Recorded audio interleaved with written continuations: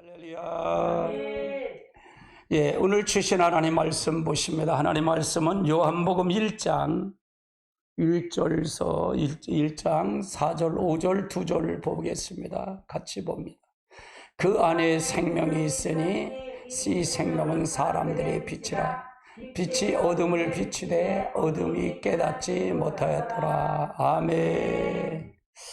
오늘은 영적 분별력에 대한 자세, 영적 분별력을 받으려면 자세가 필요하거든요.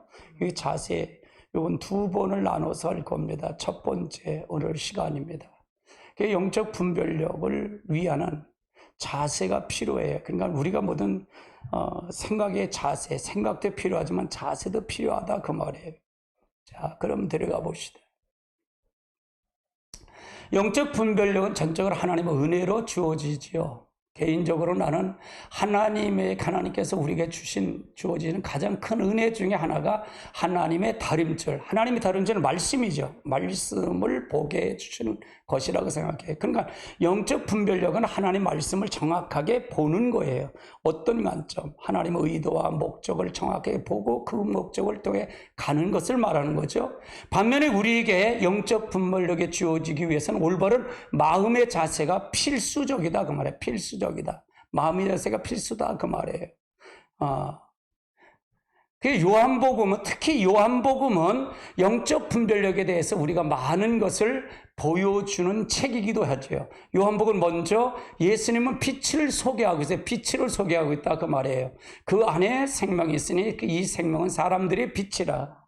빛이 어둠을 비치되 어둠을 깨닫지 못하더라. 그러니까 그 안에라는 게 예수 안에 생명이 있다 그 말이에요. 생명은 즉 사람들의 빛이다 그 말이에요. 그러니까 이 생명을, 우리 예수의 생명의 그 빛을 내가 받아야 된다 그 말이죠. 빛을 받아야 된다 그 말이에요. 그래서 이것이 바로 예수님은 우리에게 빛으로 오셨다.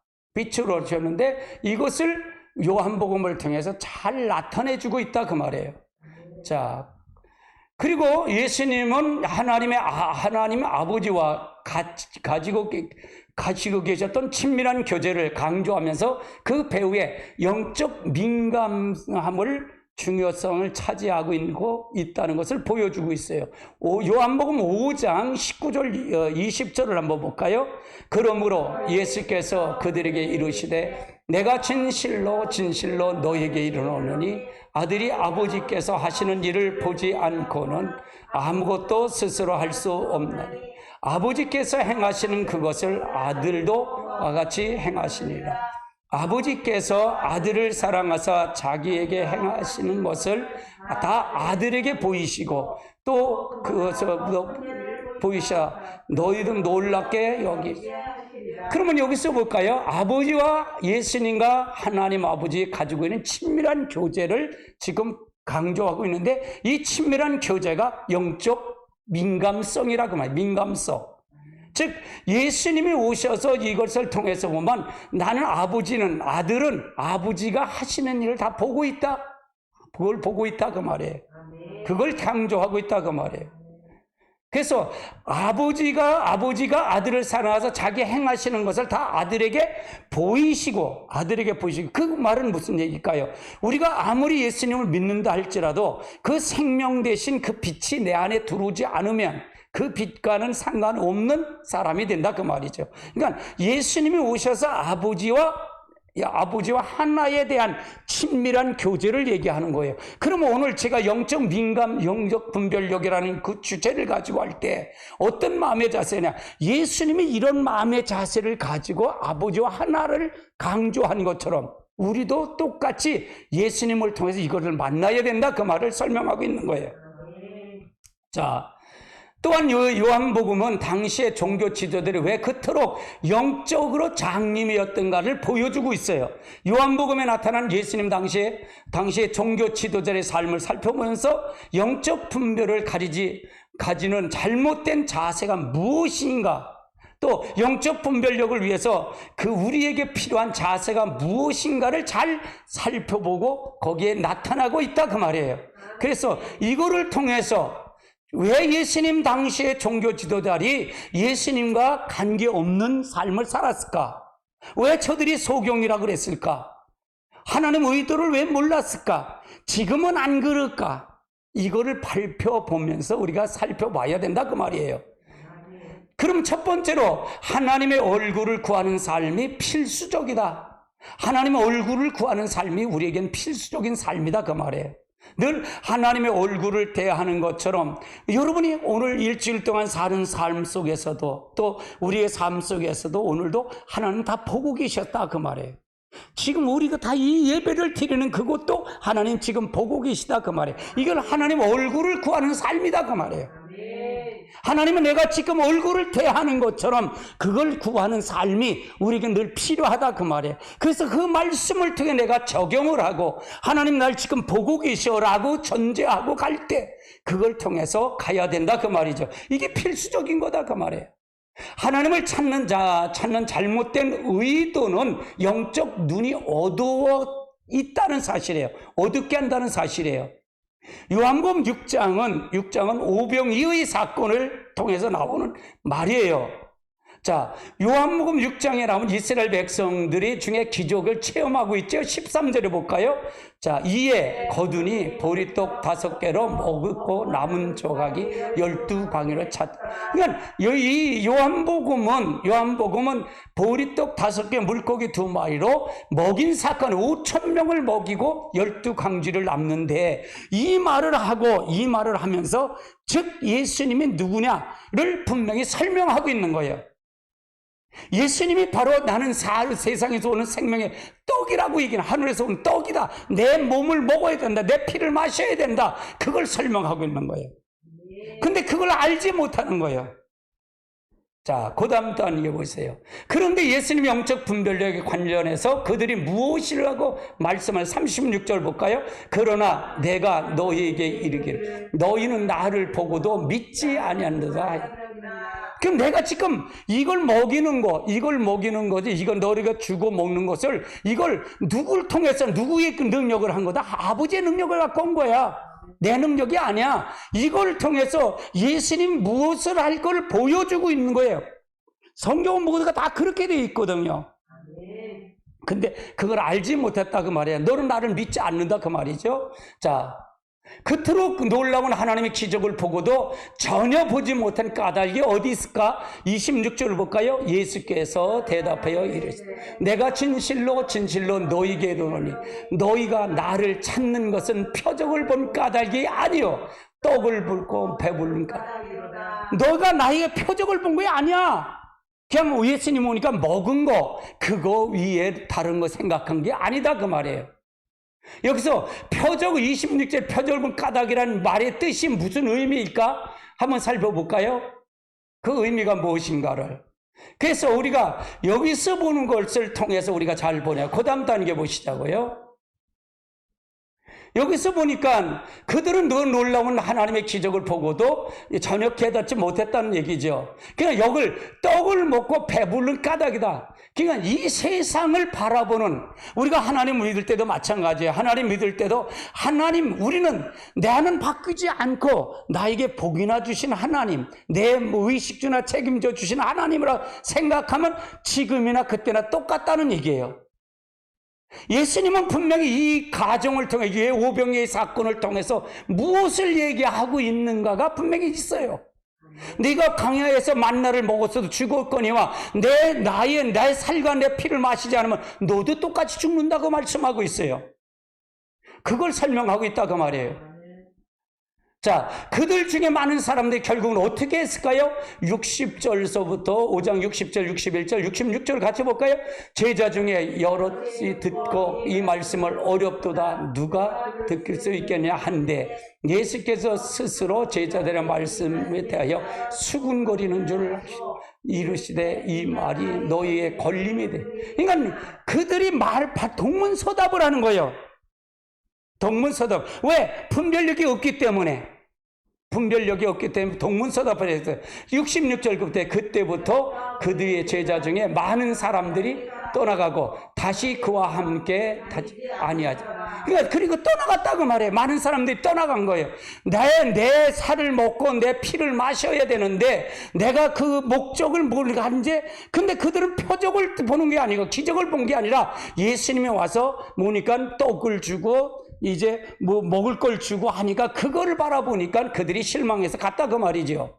자, 그 다음 단계 보시죠. 그래서 요한복음 6장은 이스라엘 백성이 참으로 놀라운 하나님의 기적을 체험했죠. 오병이어의 기적을 직접 체험했어요. 그리고 그들이 참으로 사모하는 마음으로 주님께 나왔다는 얘기죠. 한적한 곳에서 주님의 말씀을 듣기 위해서 나아갔을 뿐만 아니라 오병이어의 사건을 통해 기적을 통해서 다음 날에도 그들이 사방에서 회당에서 주님을 만났던 것을 볼 수 있어요. 그럼에도 불구하고 그들은 영적 분별력을 전혀 갖지 못했다고 말해요. 예수님이 오셔서 무엇을 한 것을 알지 못했다고 말이죠. 6장 3절 4절을 한번 같이 볼까요? 예수께서 산에 오르사 제자들과 함께 앉으시니 마침 유대에서 명절에 유월절이 가까운지라. 자, 22절서부터 25절까지 볼까요? 이튿날 바다를 건너편에 서서 한쪽에 이제 예수께서 제자들과 함께 그 배에 오르지 아니하시고 제자들만 가는 것을 보셨더니 그러나 배에서 주께서 축사하시는 여러 떡을 두었던 것에 가까이 왔더니 무리가 거기에 앉아 계시고 제자들도 있음을 하고 그 배에서 가버나움으로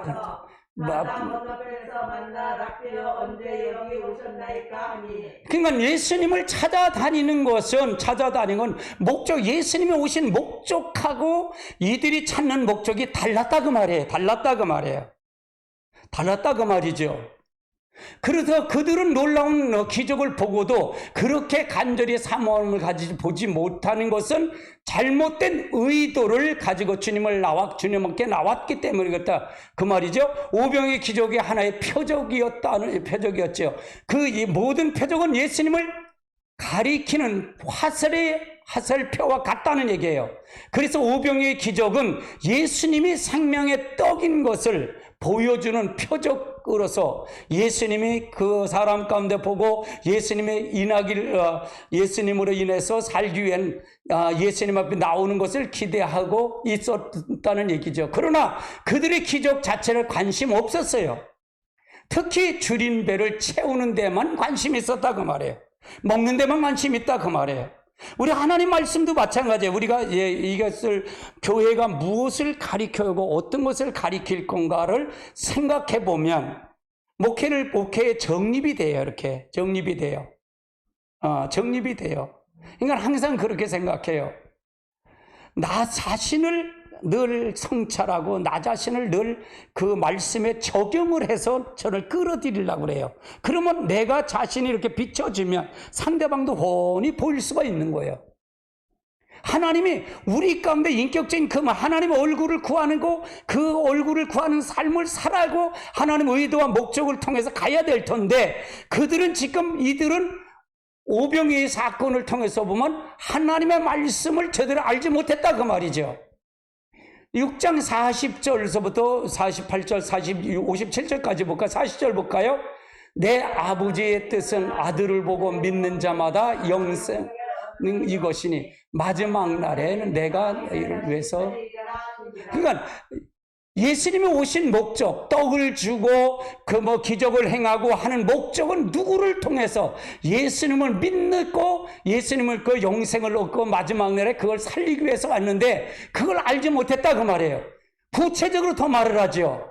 48절 보세요. 내가 곧 생명의 떡이니 저희 조상의 광야에서 만나를 먹었어도 죽을 거니와 이는 하늘에서 내려오는 떡이니 사람으로 하여금 먹지 아니한 것이 나는 하늘에서 내려온 살아있는 떡이니 사람이 이 떡을 먹으면 영생 내가 줄 떡은 곧 세상의 생명을 위한 나의 살이.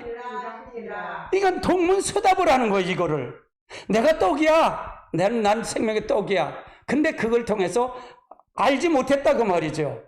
자, 이제 52절 볼까요? 그러므로 이제 서로 다투어 이르되 이 사람이 어찌 능히 자기 살을 우리에게 주어 먹게 하겠느냐. 예수께서 이르시되 내가 진실로 진실로 너희에게 이르노니 인자의 살을 먹지 아니하고 인자의 피를 마시지 아니하면 너희 속에 생명이 없느니라. 내 살을 먹고 내 피를 마시는 자는 영생을 가졌고 마지막 날엔 내가 그를 다시 살리리라.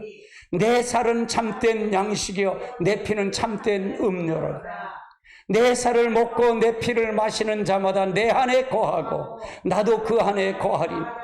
살아계신 아버지께서 나를 보냈음에 내가 아버지께로 말미암아 사는 것 같이 나를 먹고 그 사람과 나로 말미암아. 근데 이들은 예수님이 오신 목적은 이 땅에 와서 죽으러 오셨고 이 땅에 제물대로 오셨고 이 땅에 양으로 어린 양을 제물로 오셨는데 그거에 대한 거는 생각하지 않고 그 예수님이 오신 표적과 기적을 통해서 먹을 것, 세상에 먹을 것을 통해서만 생각한다고 말해요. 이 세상의 초점이 이 세상에 있었다고 말해요. 우리 똑같아요. 지금 우리들도요.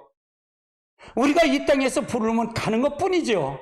다 놓고 갈 뿐이에요. 근데 이 세상에서 어떤 목적을 통해서 어떻게 갈 것인가가 초점이 어디서 있을 것인가를 먼저 알고 갈 때 예수님이 모든 걸 알죠. 그러니까 이렇게 하고 예수님을 하다 보니까 이때서부터 예수님을 다 버려두고 떠났다 그 말이에요.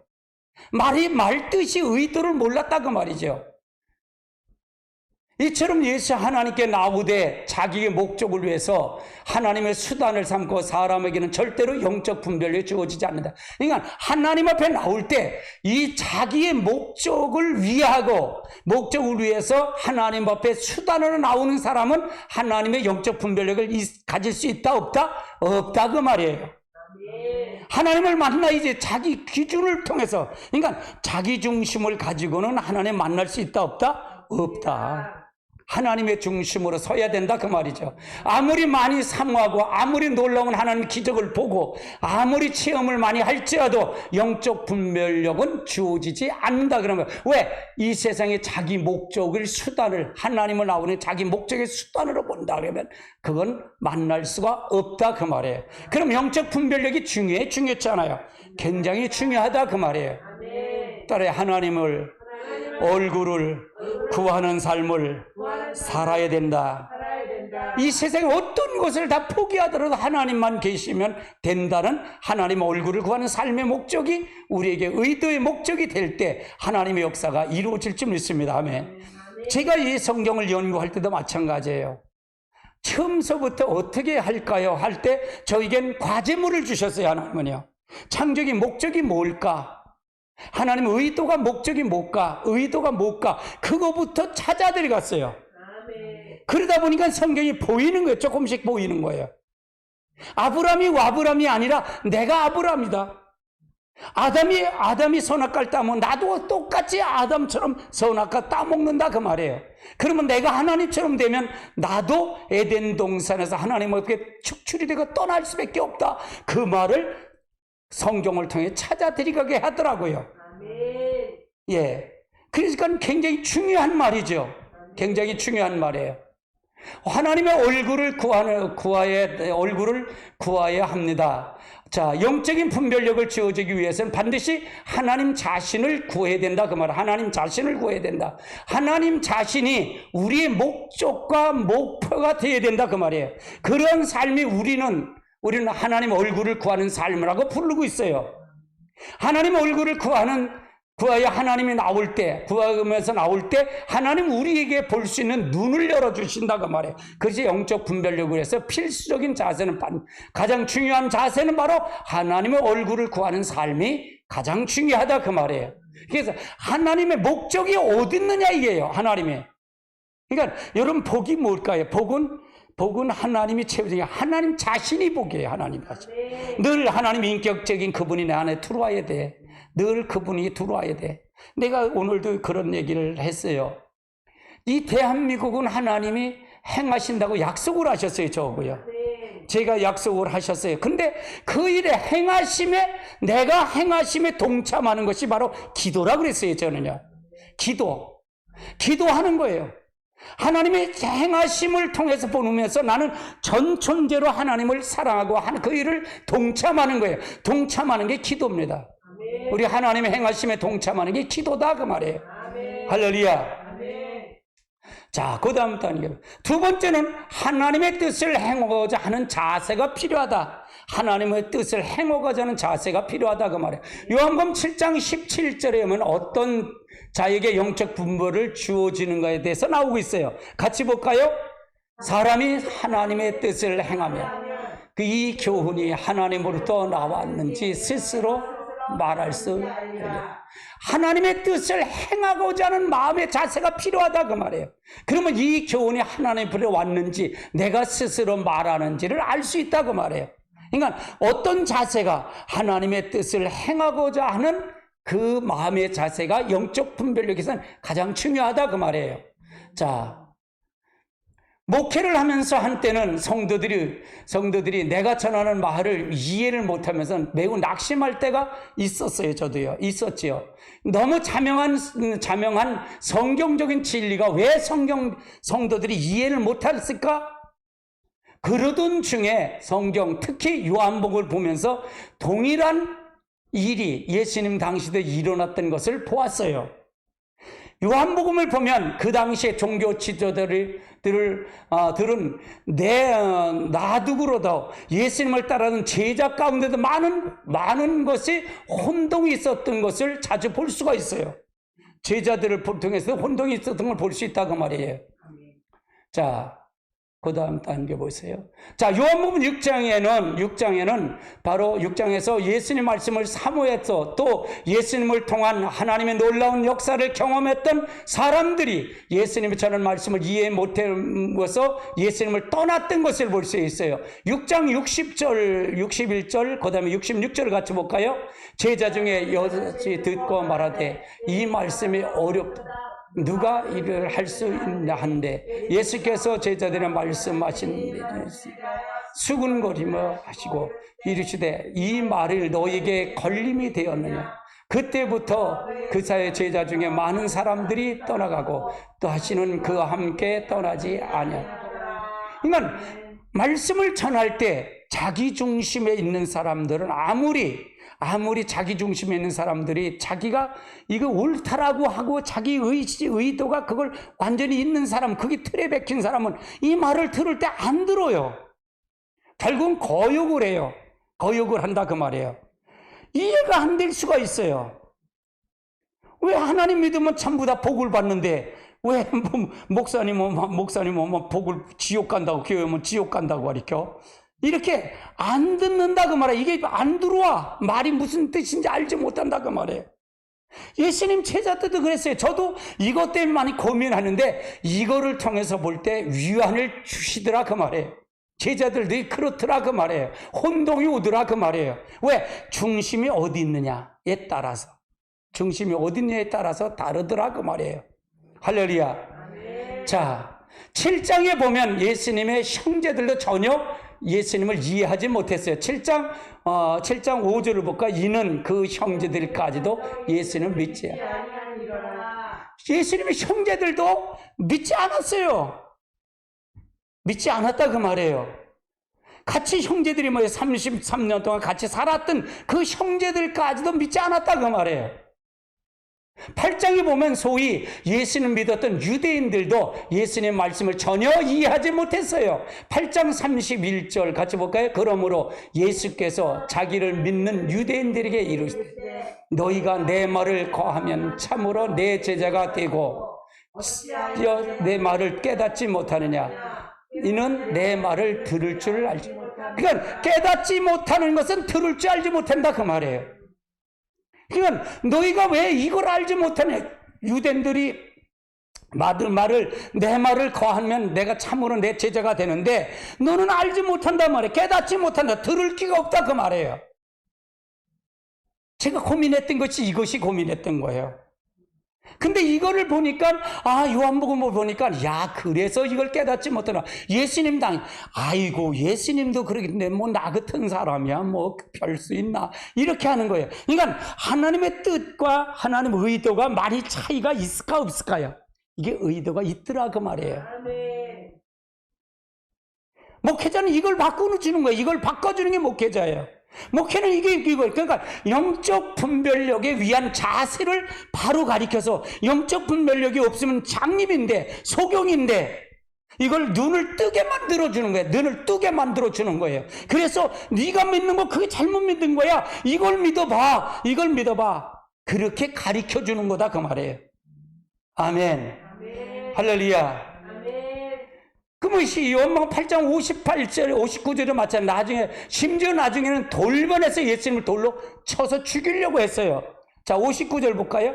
그들이 돌로 들어 치려하거늘 예수께서 숨어 성전에서 예수님이 돌로 쳐서 죽이려고 그러는 거예요. 왜? 그들이 오병이어의 사건 속에 보리떡 5개, 물고기 5마리 그걸 먹었던 거 체험을 또 했던 사람들이라니까요. 딱 좋다고 따라다니는 사람들이 돌로 쳐서 죽이려고 종교 지도자를 같이 이렇게 합세했다는 거 얘기예요. 왜? 알지 못하니까, 분별력이 없으니까. 아멘.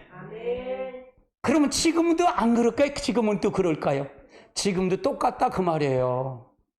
이게 굉장히 중요한 말이에요. 아주 중요한 말이에요. 할렐루야. 한편으로는 그들이 혼동을 이해할 수 있습니다. 그들은 바리새인들과 같은 종교 지도자들에게 가서 들으면 그 말이 맞는 것 같고, 예수님께 와서 들으면 그 말이 맞는 것 같아. 그러니까 여기서 말을 하면 또 여기서 들은 거 맞는 것 같고, 여기서 말하면 여기 맞는 말이 맞는 것 같고, 그래서 그 말이 이렇게 된다 그 말이죠. 어떤 마음의 자세가 통해서 갈 것인가가 굉장히 중요하다 그 말이에요. 아주 중요하다 그 말이에요. 그러니까 우리가 여기서 말도 들어도 그 말 듣고, 여기서 말, 제가 그러잖아요. 어떤 말, 아니 거기에서 아멘하고 여기서 아멘하면 혼동이 오면 다 같은 거 같아. 그러니까 혼동이 오는 거야. 혼동이 오는 거예요. 그 말을 얘기하는 거야. 하나 예수님의 말씀은 서기관들이 그들과 다를 권세가 있다라고도 말씀하고 있어요. 자, 요한복음, 마가복음 1장 22절 볼까요?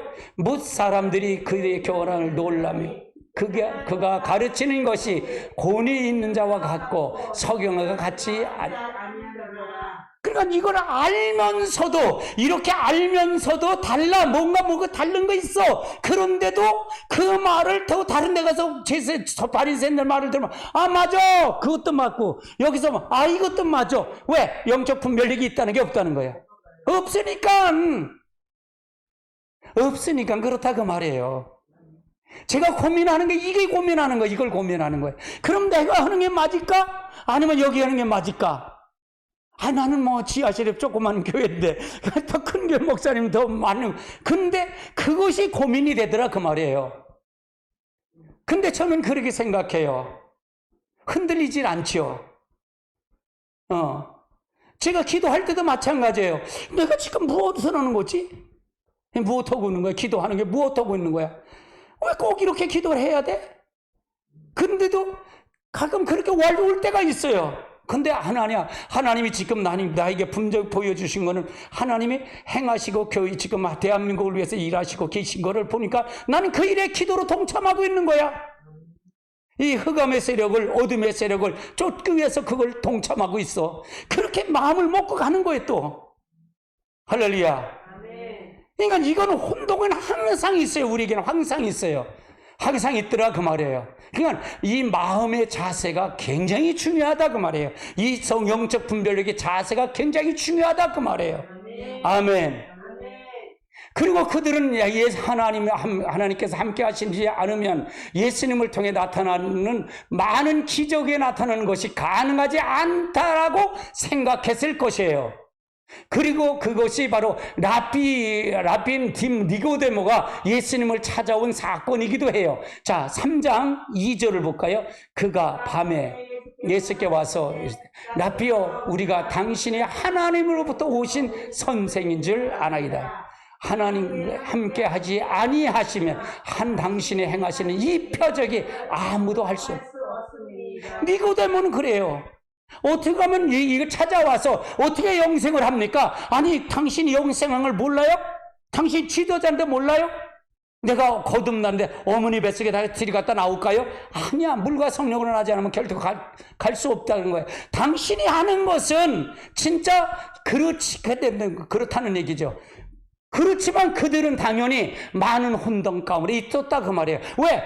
예수님은 다중이 아니라 예수님 혼자 그걸 가리키니까 그걸 다른 사람이 말을 듣지 않았다 그 말이에요. 사람들도 마찬가지예요. 우리가 듣지 못할 때 마찬가지야. 저기는 많은 성도들이 모여. 여기는 조금이야. 그 기준으로 하나님을 볼 때면 이게 들어질까 안 들어질까? 절대로 안 들린다 그 말이에요. 하나님을 정확하게 보는 여러분 되시길 주님의 이름으로 축복합니다. 이것을 여기서 이 영상을 목사님들이 보신다면 한번 당신들이 믿는 것이 정확하게 믿는 것인지 성경 속에 한번 찾아들어가서 한번 확인해 보는 것도 중요하다 그 말이에요. 왜? 지금은 마지막 시대예요. 종말이에요. 그래서 내가 믿는 것이 진짜로 잘 믿는 건지 잘못 믿는 건지 확인하는 것이 필요하다 그 말이에요. 아멘. 할렐루야. 사실 6장에 나오는 예수님의 제자들이 예수님을 떠난 것만 하더라도 그들은 단순히 한 번의 설교를 잘 이해하지 못했기 때문에 예수님을 따르기를 중단한 것은 아니었어요. 그들은 그렇지 않아도 많은 혼돈 가운데 있는데 예수님이 자신의 살을 먹고 자신의 피를 마셔야 한다는 가르침을 가르치니까 그들은 예수님이 그 당시 종교지들과 말대로 잘못됐다고 생각한 것 같지요. 성경에는 짐승의 피를도 먹지 말라고 했는데 성경은 피도 먹지 말라고 그러는데 그런데 자기 피를 먹어야 된다고? 이게 상상도 안 될 알 수 있는 일이죠. 그러니까 예수님의 피와 살을 먹는다는 것을 뭘 먹어야 되는 건지 뭘 하는 그 의미를 알지 못했다 그 말이에요. 할렐루야. 자, 이런 많은 혼동을 겪고 있는 자들에게 예수님은 위의 구절을 말씀하기 위해서 의한 것이죠. 즉 그들은 하나님의 뜻을 행하고자 하는 자세를 가지고 있으면 예수님 안에 역사하는 하나님을 볼 수 있는 것이라고 말씀하고 있어요. 이처럼 하나님의 뜻을 행하고자 하는 자세는 영적 분별력을 위해서 필수적인 조건이에요. 하나님을 행하심을 통해서 그 뜻을 행하고자 하는 그것을 하는 마음의 자세, 내가 하나님의 무엇을 하더라도 순종한다는 그 마음의 자세가 있으면 지금 그러면 뭘까요? 지금 내가 어떤 것을 하려고 할 때 저도 마찬가지예요. 기도를 이렇게 했으면 좋겠다. 하나님의 행하심을 그러니까 지금 만 2년을 했어요. 방언 기도를 만 2년을 하고 있어요. 2년을 더 하고 있죠. 그러면 이건 하나님 앞에 이걸 할 수 있었던 것은 하나님의 뜻을 행하고자 하는 마음의 자세가 내게 강하게 물밑에 있었으니까 그걸 순종할 수 있는 거잖아요. 그 뜻이 없다면 순종할 수 있을까 없을까? 없어요. 오늘은 내가 낮 시간은 내가 다운돼가 일어나지 못했지만 기도를 못했어요. 오늘 낮 시간은요. 이 코로나가 오고 나서 제가 몸 컨디션이 좀 안 좋아요. 그래서 이게 한번 이게 하니까 한번 이렇게 다치니까 그게 안 좋아. 어저께 저녁에 사모님 고구마 먹잖아요. 난 고구마 먹어갖고는 안 될 것 같아. 그래서 먹지 않고 그냥 그거 갔더니 허기가 지는 거예요. 허기가 져서 그냥 어떻게 그냥 눈이 안 보이는 거 이게 글씨가 안 보여.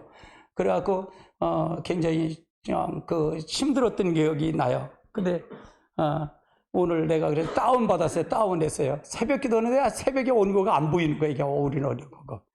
그래서 이 체력이 한계가 있구나. 이거 건강 관리 잘해야겠구나. 다시 한번 이렇게 생각이 되더라고요. 자, 하나님의 뜻을 행하고자 하는 자세는 최소한 두 가지를 포함하고 있어요. 첫째는 하나님의 뜻을 알기를 적극적으로 구하는 자세예요. 따라서요. 하나님의 뜻을 알기를 적극적으로 구하는 자세. 이게 굉장히 중요해요. 하나님의 뜻을 적극적으로 알기 위해서 구하는 자세가 필요해요. 저도 항상 그렇게 기도해요. 하나님 나에게 주의 성령을 이 기도하는 주의를 쉬지 않도록 주님 도와달라고. 지금 기도하는 거, 이 기도하는 거가 너무 좋은데 내가 그 기도하는 걸 다른 사물을 통해서 막 욕을 하지요.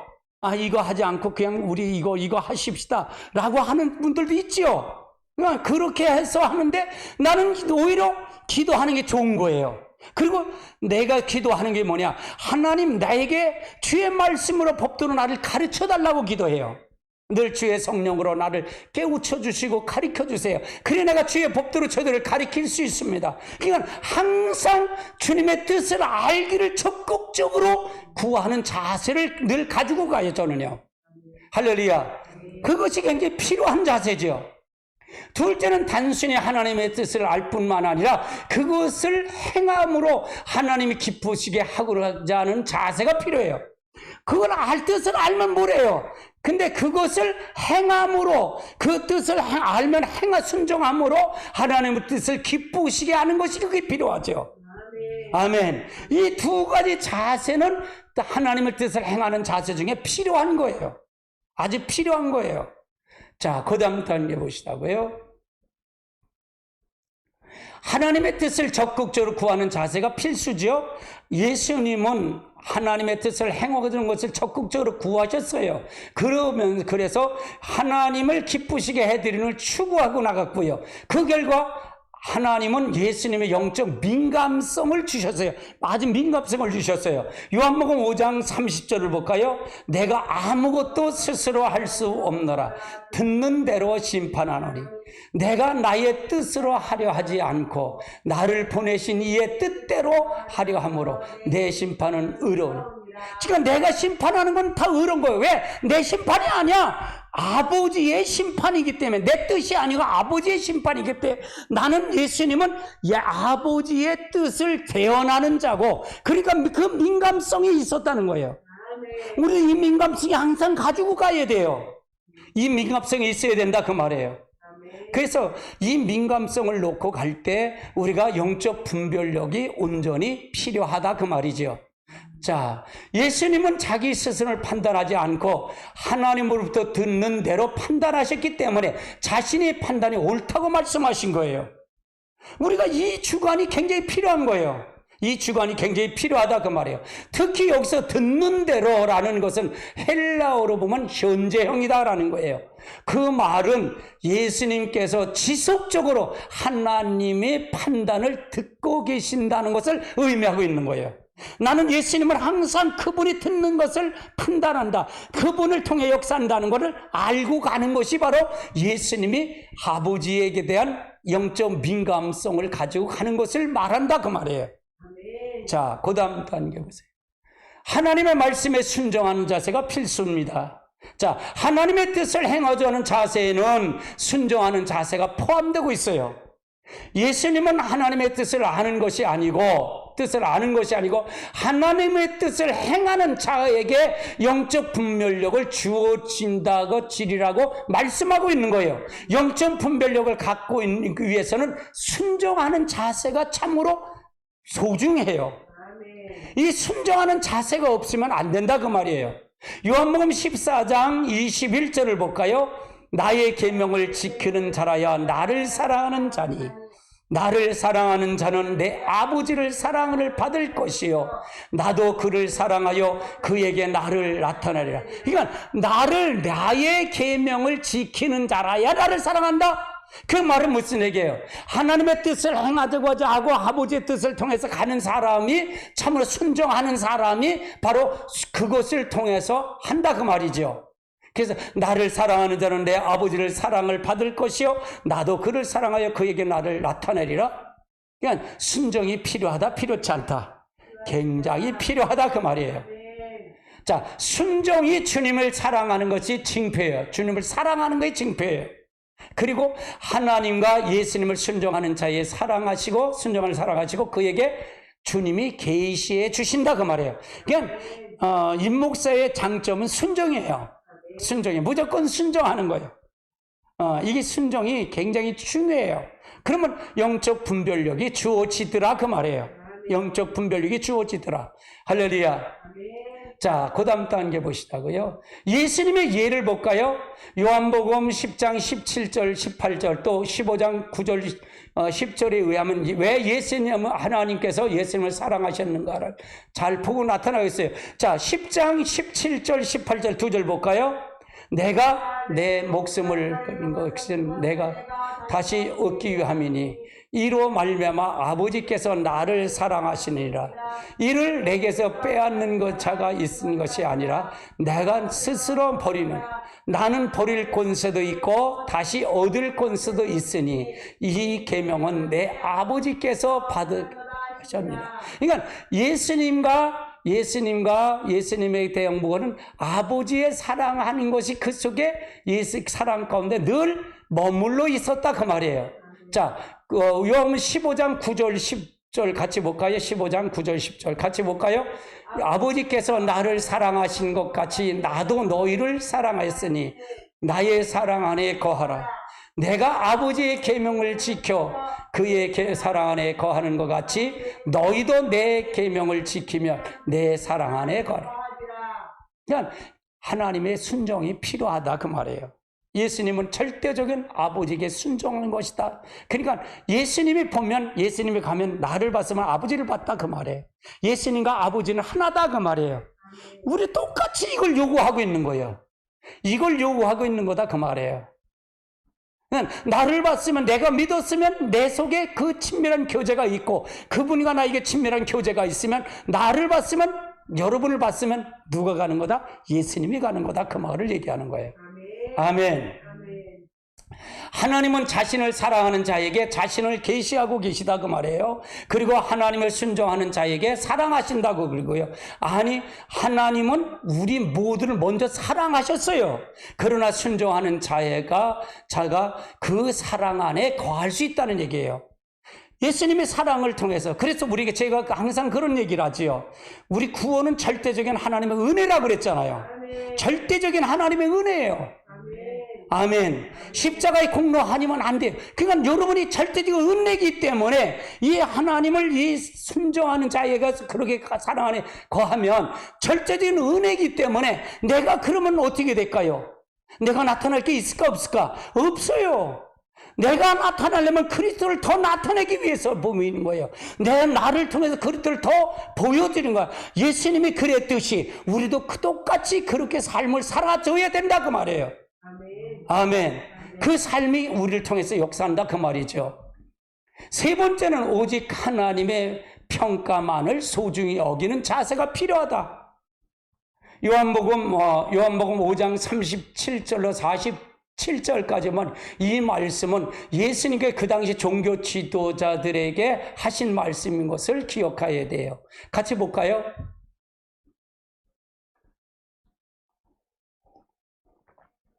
자, 같이 봅니다. 또한 나를 보내신 아버지께서 친히 나를 위하여 증언하였느니라. 너희는 아무것도 그의 음성을 듣지 못하였고 그 형상을 보지 못하였으며 그 말씀이 너희 속에 거하지도 아니하니 이는 너희가 보내신 이를 믿지 아니함이라. 너희가 성경의 영생을 얻은 줄을 생각하고 성경을 연구하려니와 이 성경은 곧 내게 대하여 증언하니라. 그러나 너희가 영생을 얻기 위하여 내게 오기를 원하지 아니하는도다. 나는 사람에게서 영광을 취하지 아니하노라. 다만 하나님을 사랑하는 것이 너희 속에 없음을 알았노라. 나는 너희 아버지께서 내 이름 왔으며 너희가 영접하지 아니하였으나 만일 다른 사람이 자기 이름을 영접하리. 너희가 서로 영광을 취하고 유일하신 하나님으로부터 오는 영광은 구하지 아니하니 어찌 나를 믿을 수 있겠느냐. 늘 사랑을 고발할까 생각하지 말라. 너희가 고발하는 이가 있으니 곧 너희를 바라는 자 모세니라. 모세를 믿지 않았던 또 나를 믿었더냐.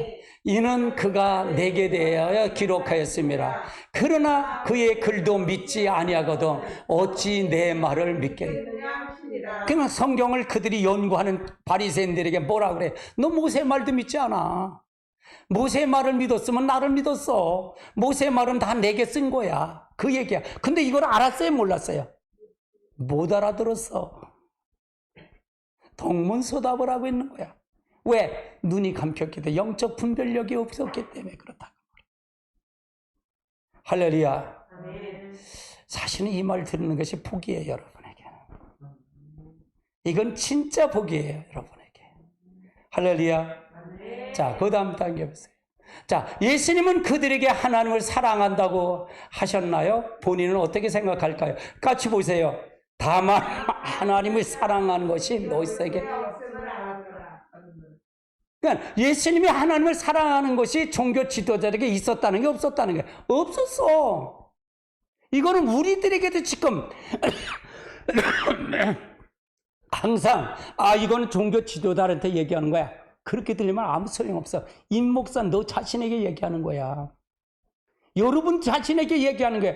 네가 네 속에 담은 하나님을 사랑하니 진짜 네 속에 있어? 그걸 얘기하는 거예요. 성경을 전부 그렇게 봐야 이게 성경 말씀이 나에게 적용을 하는 거지. 나는 다 됐다라고 생각하고 이걸 본다 그러면 여러분은 성경은 소경이에요, 소경. 안 보인다 그 말이에요. 임 목사 자신도 마찬가지예요. 네가 하나님을 사랑하는 것이 있느냐? 네 속에 없으면 너는 소경이야. 그 말이에요. 그러니까 말씀이 전부가 다 누구를 가리킨 말이다 그랬어요. 제가 여러분과 저를 통해서 준 말이다 그 말이에요.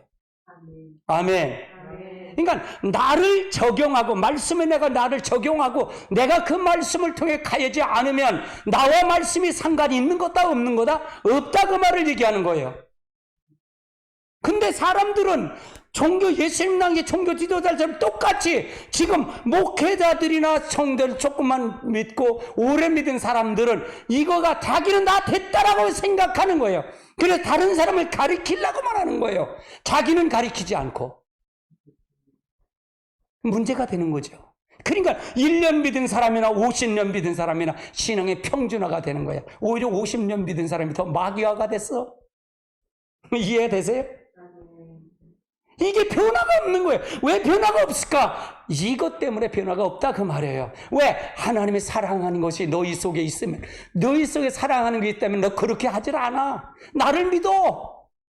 근데 믿질 않는다 이 말이잖아요. 말로만 믿는다 그러지. 이게 허상을 믿는 게 얼마나 많을까? 너무 많아요. 너무 많아. 목사님 그런 것만 조금 빼놓고 하면 안 될까? 왜 그러면 그렇게 고곡 찌르고 가? 성령님이 그러는데 어떻게야? 할렐루야. 아멘. 예수님은 그들이 하나님의 말씀을 믿었다고 하셨습니까? 자, 보세요. 자, 46절, 47절 같이 볼까요? 모세를 믿었더라면 또 나를 믿으리라. 이는 그가 내게 대해서 기록했습니다. 그러나 그들을 글도 믿지 아니하거든 어찌하여 내 말을 믿게. 예수님이 그들의 말씀 믿었대요? 안 믿었대. 모세의 말을 믿었다? 안 믿었대. 근데 모세의 말도 믿지 않는데 어떻게 내 말을 믿겠냐 그러는 거예요. 그럼 우리들은 어떻게 생각하냐? 너는 어떻게 하냐 이게. 너 본인은 어떠냐 이게요. 종교 지도자들하고 네가 믿지 않는다면 종교 지도자들하고 너하고 무슨 상관이야? 말씀하고 나하고 그럼 무슨 관계가 있냐 이게요. 가장 불쌍한 게 바로 그거예요. 불쌍한 게. 임 목사가 자신을 통해서 임 목사 항상 나 자신을 설교를 해. 나 자신에게 설교를 해요. 내가 그 자신의 말씀을 비춰서 내가 그 조명을 받아서 나를 가르치려고 그래. 나를 가르치려고 그래. 그렇지 않으면 내가 무슨 소용이 있어요. 천원천원을 얻거든 네 영혼을 잃으면 무슨 소용이 있겠냐 이게요. 아무 소용없지. 할렐루야. 아멘. 예수님과 관계없는 사람이 되면 무슨 소용이 있겠냐 이게요. 아무 소용없는 거지. 아멘. 자, 그 다음 단계 보시자고요. 그들이 누구의 평가를 소중히 여겼을까? 44절 볼까요?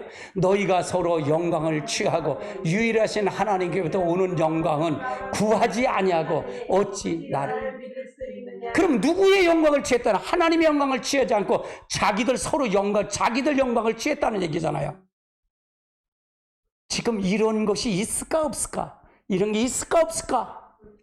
한국교회가 깨어나야 되는 게 바로 여기서 깨어나야 돼요. 할렐루야. 여기서 깨어나야 돼요. 아멘. 할렐루야. 예수님 자리에 목사들이 다 앉아있고, 하나님 상자리 다 앉아있고, 여기서 깨어나야 됩니다. 다시 성령을 다시 이 강력한 성령의 기름 부음이 열어줘야 돼요. 다시 부흥의 불길이 일어나야 돼요. 할렐루야. 아멘. 반면에 예수님은 어떻게 하셨는가 보세요. 자, 41절. 나는 사람에게 영광을 취하지 않아. 나는 사람에게 영광을 취하지 않고 누구에게 영광을 취해? 하나님만 바라보고 가는 거야. 나는 사람을 영광을 취하지 않아. 하나님만 바라봐. 그러니까 예수님의 관점과 지도자들의 관점이 달랐다, 똑같았다? 다르다 그 말이에요. 우리도 이렇게 이거를 가르쳐줘야 된다 그 말이에요. 이걸 봐야 된다 그 말이에요. 이걸 보지 못하면 결국은 예수를 믿어도 너 예수를 믿어도 지옥 간다고 가르쳐라. 바로 이것 때문에 지옥 간다고 가르치라는 거예요. 아멘. 그럼 저에게 이런 말을 주셔서 성령이 방문하셨을 때 이미 준비가 됐을까 안 됐을까? 되어 있는 거예요. 되어 있는 거예요. 고난을 통해서 두들겨 맞아보니까 되더라고. 두들겨 맞아봐요. 그러면 돼. 두들겨 맞지 않으면 사생아가 아니야. 나도 얼마나 고집이 센지 징글징글해 맞아보니까 고집 다 깨지더라고. 할렐루야. 그러면 사도 바울은 어떻게 하셨나 보세요. 갈라디아서 1장 10절 같이 볼까요? 이제 내가 사람을 좋게 하랴 하나님을 좋게 하랴 사람을 기쁘길 구하랴 내가 지금까지 사람을 기쁨을 구하더라면 그리스도 종이 아니야. 그러면 사도 바울은 어떻게? 그럼 사람을 기쁘게 구했다면 그리스도의 종이다, 종이 아니다? 종이 아니다라고 하잖아요. 종이 아니다 그 말이에요. 아멘. 이게 아주 무서운 얘기예요. 자, 데살로니가전서 2장 4절 말씀 같이 볼까요? 오직 하나님께 옳다 여김을 입어 복음의 위탁을 받았으니 우리가 이와 같이 말하면 사람을 기쁘게 하려면 아니에요. 오직 우리의 마음에 감찰하시는 하나님을 기쁘게. 그러면 오직 하나님 옳게 여기는 이 옳게 여김을 입은 복음을 우리는 위탁받은 거예요. 목사는 위탁받은 거예요. 다른 걸 위탁받은 게 아니야. 그러면 누구를 기쁘시게 하는 일을 해야 된다? 하나님을 기쁘시게 하는 일을 해야 되는 것이 그리스도의 종이다 그 말이에요. 근데 사람을 기쁘시게 하면서 그리스도의 종이다? 저주받을 일이에요. 이거 저주받을 일이에요. 회개해야 됩니다. 한국교회 회개하고 다시 돌아서야 돼요. 그렇지 않으면 안 돼요. 할렐루야. 말씀이 없어 기근이 아니에요. 지금 성경을 몰라서 하는 게 아니라 성경이 자기 중심으로 자기 해석으로 했기 때문에 문제가 된다 그 말이에요. 전부 소경이 됐다는 얘기예요. 바울이 고백한 것처럼 우리가 하나님 그리스도의 종이 되어야 된다 그 말이죠. 할렐루야. 자, 예수님 당시에 예수님의 종교 지도를 누구보다 성경을 잘 알았어요. 또한 정통적인 신앙을 잘 갖고 있는 사람이었어요. 그래서 그들 자신은 누구보다 하나님을 잘 알다고 얘기를 했고 하나님을 사랑한다고 얘기했고 하나님의 말씀을 잘 믿는다고 생각했을 것이에요. 종교 지도자들은요. 그러나 예수님 그 반대로 말씀하고 있어요. 그들은 참으로 영적 어두운 자였다고 말하고 있고요. 그들은 하나님을 아는 것, 하나님을 사랑하는 것, 하나님을 믿는 것이 무엇인 것, 무엇을 의미조차도 몰랐다고 말해요. 몰랐다고 말해요. 그런데 하나님을 잘 믿었다는 거예요. 성경을 많이 봤다고 그러는 거예요. 왜? 하나님의 의도와 다르게 믿었다고 말해요. 가짜를 믿고 있다고 말해요. 가짜를 믿고 있다고 말해요.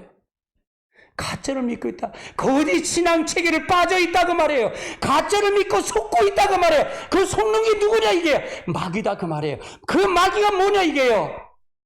아담이 하나님처럼 되고 싶어서 먹었던 선악과 독립된 자아가 그 중심에 자리 잡고 있기 때문에 그들이 하나님을 버리지 못하고 하나님 앞에 나오지 못했다 그 말이에요. 아멘. 아주 중요한 말이에요. 아주 중요한 말이에요. 아멘. 하나님의 관점에서 이 하나님을 평가는 소중히 여기면 사람의 평가가 소중히 여기지 말아야 한다는 얘기예요. 예수님과 사도 바울 모두가 그렇게 했어요. 그런데 그들은 하나님 평가도 소중히 여기고 사람의 평가도 소중히 여기기 때문에 결국 그들은 사람에게 잘 받아들이는 범위 내에서만 하나님을 평가를 소중히 여겼던 것이에요. 우린 두 가지 길을 쓸 수가 없어요. 하나님을 쓸 것이냐 사람을 할 것이냐 두 가지 평가를 못해요. 사람을 좋게 하면 결국은 사도 바울은 뭐라 그래요? 그리스도의 종이 아니라고 얘기하고 있어요. 어떤 게 평가가 어떤 걸 것인가 중요해요. 목회가 무엇이 목회일까요? 바로 목회는 이거의 목회예요. 지금 시점은 더 이거 굉장히 중요해요. 굉장히 중요합니다. 이것이 바로 서야 이 한국교회가 희망이 있고요. 이곳에 하나님의 역사가 이루어질 줄 믿습니다. 할렐루야. 아멘. 자, 그 다음 오직 하나님 평가만이 소중히 여기는 자세는 영적 분별력을 위한 필수적인 거예요. 하나님과 친밀하게 동행하면서 하나님의 사람의 그런 자세를 가졌기 때문에 그렇다는 얘기죠. 그것이 없이는 하나님의 말씀이 정직하게 전할 수도 없고 하나님의 인도를 따라 순종할 수도 있을까요? 없을까요? 없다는 얘기예요. 없다는 얘기예요. 나는 오늘날 하나님의 백성들과 교회 가운데 사람의 평가를 소중함으로써 하나님 평가를 소홀히 하는 자세가 팽배하다고 생각하고 있어요. 이걸 생각하고 있어요. 그리고 그 결과는 오늘날 목회들과 성도들의 영적인 눈이 어둡게 만들었다고 생각해요. 전부 세상에 있다는 얘기예요. 하나님을 더 귀중히 여기는 게 아니라 사람을 귀중히 여기고 사람의 평가에 소중히 여기는 그 자세가 바로 하나님이 가장 싫어하는 거, 하나님 영적 눈을 장님이라고 네가 짝사랑한다고 생각합니다. 그렇게 되면 결국은 여러분 하나님의 뜻을 이룰 수가 없어요. 하나님 평가를 못한다면 결국은 하나님이 가는 곳에 갈 수 없다는 얘기예요. 할렐루야. 아멘. 그러면 이거의 요점을 한번 살펴보자고요. 요점을 살펴봅시다. 영적 분별력을 갖기 위해서는 올바른 마음의 자세가 가져야 된다는 것을 믿으시죠. 자, 하나님의 얼굴을 구하는 삶이 필수적인 겁니다. 하나님의 손을 구하는 삶에는 어떤 영적 분별력이 주어지지 않는다 그 말이에요. 하나님의 얼굴을 구하는 삶과 하나님의 손길을 구하는 삶은 달라요. 하나님의 얼굴을 구하는 삶은 늘 하나님의 의도와 하나님의 목적을 하는 거고, 하나님의 손길을 구하는 사람은 바로 오병이어처럼 이 세상에 먹고 사는 거, 그걸 구하는 거예요. 그래서 우리가 굉장히 영적 분별이 중요하다 그 말이에요. 하나님의 뜻을 행하자 하는 자세가 필수적이다 그 말이에요. 오직 하나님의 평가만이 소중히 여기는 자세가 필수적이다 그 말입니다. 오늘 여러분 어떻게 들으셨습니까? 영적 분별력의 자세 굉장히 중요합니다. 다음 시간에도 한 번을 더 할 겁니다. 영적 분별력 자세는 아주 중요합니다. 이거는요. 아주 중요해요. 마치 이거는 종교 개혁하는 메시지예요. 저는 항상 그렇게 생각해요. 부족한 종에게 왜 이런 메시지를 주셨을까라는 거예요. 왜 이걸 했을까라는 거예요. 뭔가 하나님의 뜻이 있는 거 아니겠는가? 저는 다른 건 없어요. 순종하는 거가 이걸 하라 그러면 예 알았어요. 순종하는 것 뿐이 없어요. 순종하는 거예요. 내가 그것이 손해가 가든 내가 어떻게 하든 관계없이 그냥 순종해 보는 거예요. 순종할 때 하나님의 놀라운 역사가 이루어질 것입니다. 나라가 많이 바뀌어졌잖아요.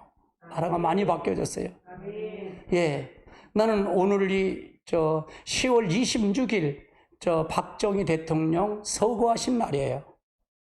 근데 한 번도 대한민국 대통령 중에 박근혜 대통령 빼놓고 박정희 대통령 묘세에 참배한 분은 윤석열 대통령 한 사람뿐이 없어요. 나는 그걸 보고 눈물이 찡했어요. 가슴이 찡했어요.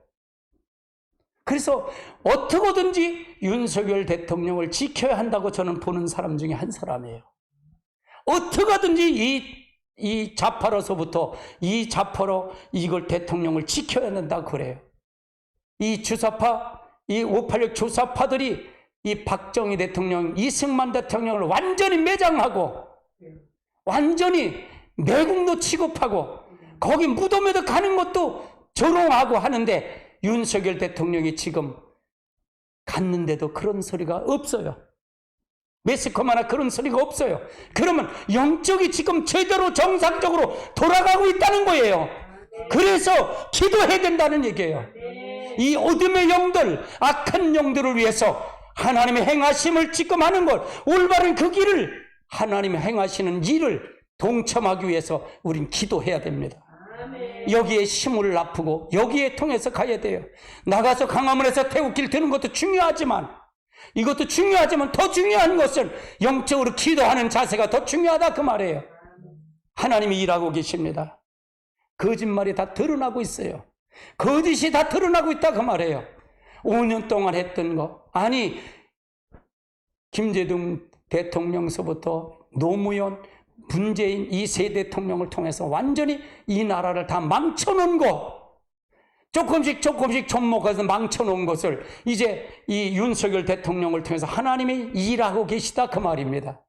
할렐루야. 하나님의 놀라운 축복이 함께할 줄 믿습니다. 할렐루야.